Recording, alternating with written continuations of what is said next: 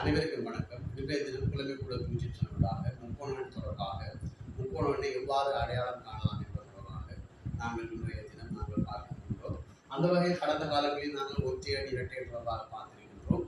அதே போன்று இன்றைய தினம் முக்கோணங்கள் அந்த வகையில் பார்த்தோம்னு சொன்னால் நாங்கள் 1, 3, 6, 10, 15, 21 நாங்கள் பார்க்கலாம். இதுல 2 கூடுது, 3 கூடுது, 4 கூடுது, 5 கூடுது, இதுல 6.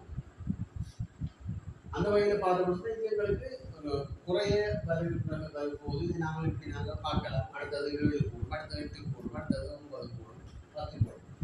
அதே போன்று நாங்கள் இதை தாண்டி 10வது முக்கோணங்கள் யாது தொடங்கினார்கள். 10வது முக்கோண யாது என்று வினா வந்தால் நாங்கள் இவ்வாறு எழுதி பார்ப்பதை விட அதற்கு ஒரு மெதட் இருக்கிறது என்று சொன்னால் 10வது கேட்டால் 10வதுக்கு அடுத்துள்ள இலக்கத்தை பெருக்க வேண்டும். 10 தர 11 ஆகவே 110 வார விடை என்று செய்யக்கூடாது, 2 பிரிப்போம். ஆகவே 55. ஆகவே 10வது முக்கோண எண் யாது என்று கேட்டால் 55. இதுக்கு ஒரு சமன்பாடு இருக்குது. நீங்க நாங்கள் பெரிய வகுப்புகளை பார்க்கலாம். n × n சக ஒன்றிகள் 2, அதாவது n × n சக ஒன்றிகள் 2 n 10 தர. அதே போன்று n சக 1 10ஓட 1 கூட்டினா 11. ஆகவே 2 10 தர 11 110. அது 2ஆக பிரிக்க வேண்டாம் 55.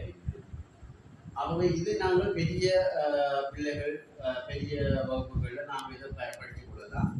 முக்கோண எண்ணை காணுவதற்கான சமன்பாடு n × n சக ஒன்றிகள் 2 என்பதை நாங்கள் பார்க்கலாம். ஆனால் நாங்கள் தரமைந்த புலமைப்பரிசில் பரீட்சையை படிக்கின்ற மாணவர்கள் நாங்கள் இலகுவாக கற்றுக்கொள்ளலாம். எவ்வாறு சொன்னால் எந்த எண்ணை கேட்கின்றார்களோ அந்த எண்ணுக்கு அடுத்துள்ள எண்ணோடு பெருக்கி வருகின்ற விடையை 2ஆல் பிரிப்பதுதான் அதுக்கான விடையாக 55. இவ்வாறு நாங்கள் இலகுவாக இந்த விடைகளை கண்டுகொள்ளலாம். இந்த மெதட்டை உங்களுக்கு பிடிச்சிருந்தால்